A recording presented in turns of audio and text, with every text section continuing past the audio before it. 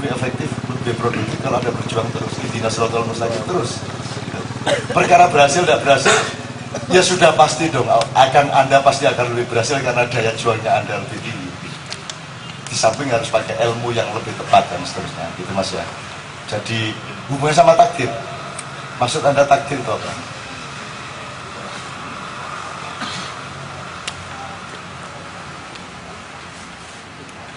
Oh enggak, kerja keras Mas, kerja keras.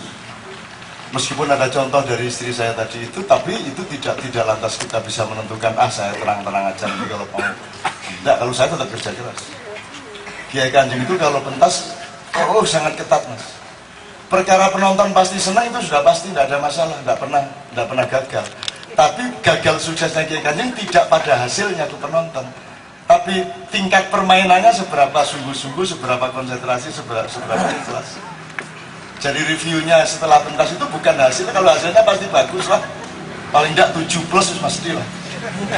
Tapi di belakang panggung nanti ternyata 3 main, 4 main gitu Mas. Jadi parameter kita bukan hasilnya, parameter kita adalah daya juang kita seberapa. Kalau menurut saya biasakan seperti itu. Nanti Anda akan menikmati betul. Akan nikmat betul bagaimana rasanya berjuang itu. Jadi tanpa hasil pun perjuangan sudah sangat nikmat tuh Mas. Gitu loh Mas. Nah, kalau Anda berpedoman pada hasil, nanti gini loh, nanti lama-lama. Misalnya Anda sebulan gajinya 1 juta umpamanya ya, terus kerjanya 26 hari. Terus direkturnya bilang, namanya sama Mas, Gung, kamu mulai bulan depan kamu nggak usah repot-repot karena perusahaan kita sudah maju, kamu kerjanya 10 hari aja tapi gajimu tetap 1 juta, mau? Mau. Bulan depannya lagi, ternyata perusahaan kita maju pesat, kamu kerjanya 2 hari cukup deh dalam sebulan, tapi gajimu tetap 1 juta, mau? Mau kan? Nah kalau kamu turutin mau, kamu orientasinya yang 1 juta. Setelah itu, kamu nggak usah kerja di rumah aja, tetap kita transfer 1 juta, mau kan? Kalau Anda mau lakukan itu, Anda akan hancur sebentar lagi. Kan orang Indonesia ini, Anda ini kan lama-lama seperti itu. Kalau perlu nggak kerja dapat duit kan gitu. Itu dalam ukuran panjang nanti Anda akan hancur pasti. Coba Anda ingat-ingat itu dan Anda analisis, Anda lihat-lihat kiri kanan nanti. Kalau ukuran Anda itu hasilnya itu. Saya dari dulu, alhamdulillah saya itu yang penting saya menjalani tugas, ternyata tidak berhasil, aku tidak masalah. Jadi saya sudah repot-repot naik bis kota dari Jogja, turun di terminal Malang, mandi, sarapan, terus naik kol ke Batu. Di Batu jam 8 acara, setengah 8 saya di situ, saya sembunyi di warung untuk melihat sudah ada panitia belum, ternyata sampai jam 8 masjid belum dibuka. Setengah 9 tidak ada orang, jam 9 tidak ada orang, ternyata acaranya batal, nggak ngasih tahu saya. Jadi masjid tutupan, tidak ada orang sama sekali. Jadi aku di warung menilai, apa ini acara? Apa ini? Tapi apakah saya marah? Enggak, alhamdulillahirabbil alamin. Saya sudah mengerjakan tugas saya sampai ke lokasi. Saya sudah siap untuk melakukan apapun, dan saya tidak perlu melakukan itu dengan saya sudah mendapat pahala maksimal sebagaimana seharusnya, tanpa saya harus ceramah. Enak Mas, aku metu ngerokok, senang saya. Gitu loh.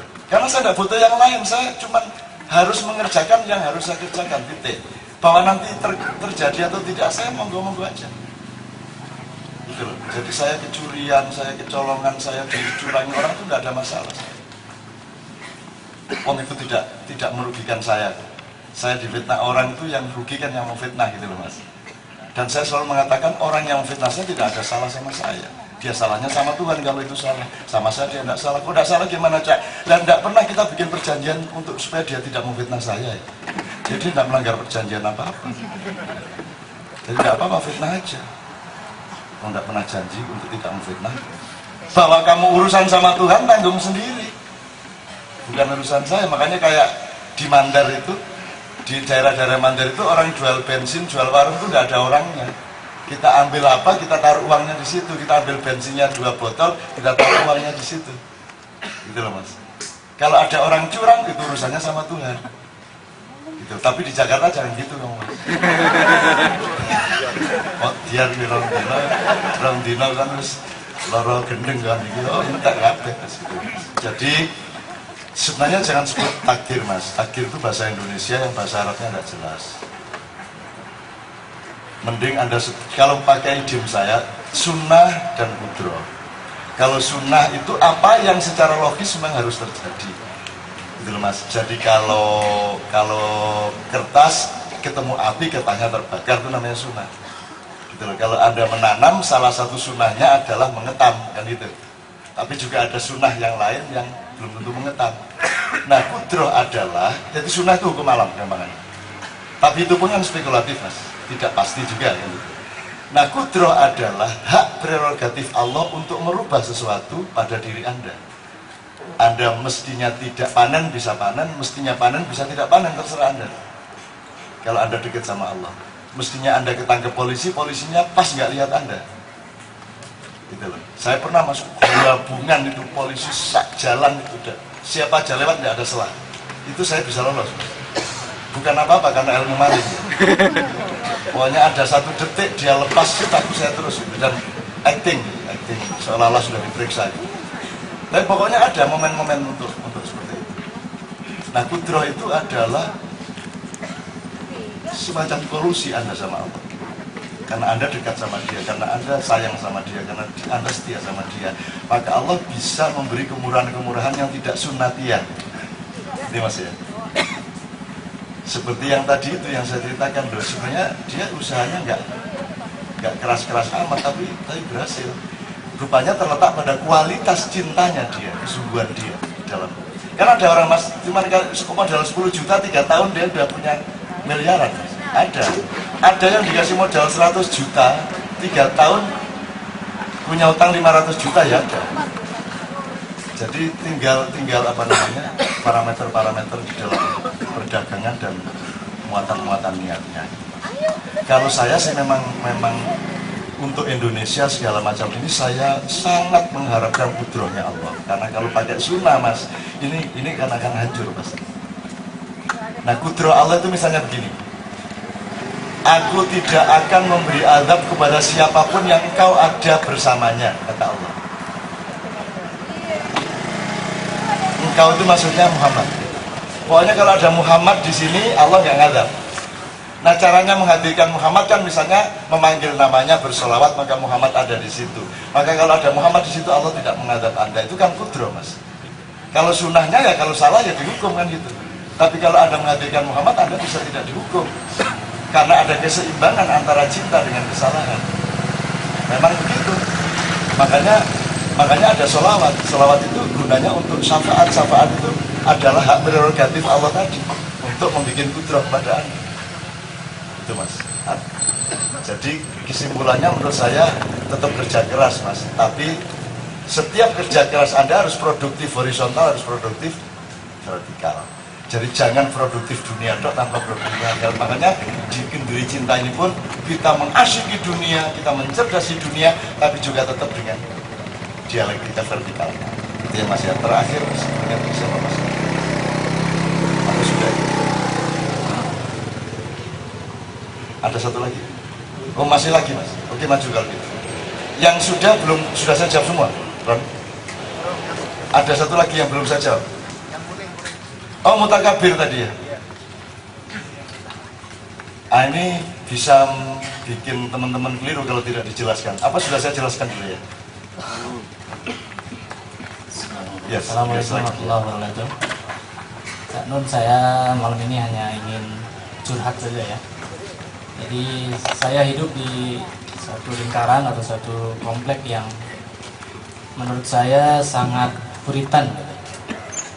Dari hal-hal yang mungkin semua juga tahu bahwa hal seperti tahlil dan yang lain-lain sudah dianggap tidak sesuai dengan syariat. Nah, kemarin saya mengikuti satu kajian. Mereka membahas tentang tahlil yang pernah kita praktekkan di sini. Cak Nun yang bimbingkan Nun ya. La ilaha illallah. Kemudian hu gitu, kata tahu itu. Menurut dia suatu zikir itu tidak dianggap benar ketika tidak melafadzkan suatu lafaz yang lengkap. Jadi hu ini tidak mesti lengkap, maka itu tidak sesuai dengan syariat dan tuntunan Rasulullah. Nah, mungkin Canun bisa membantu saya untuk ya kasihan orang bisu mas ya, nggak bisa dikit dia. Nggak bisu terus gue gak iso mas. Es nggak masuk itu, nggak diterima. Yang masuk Tuhan pelit kayak gitu mas, kan juga bukan hunya dong yang kita tangkap. Yang kita lantunkan ke Allah bukan hunya, tapi apa maksud hatinya kan gitu kan. Kalau mulut kan tidak diukur-ukur amat. Innallaha la yanzuru ila ajsamikum, termasuk ila lisanikum, walakinnallaha yanzuru ila qulubikum kan gitu mas. Tapi tidak usah berbantah sama mereka, bilang iya gitu aja. Nanti saya akan lengkapkan gitu aja. Tidak usah rame-rame. Tapi Anda sendiri di dalam diri Anda harus punya keyakinan dan pemahaman yang luas bahwa luang zikir itu tidak pakai kata ya wis ya boleh, tidak ada masalah. Kenapa harus kata yang lengkap segala macam? Lah nek pelat barang ya apa mas? Allah gak iso Allah gak iso mas. Allah. Wow.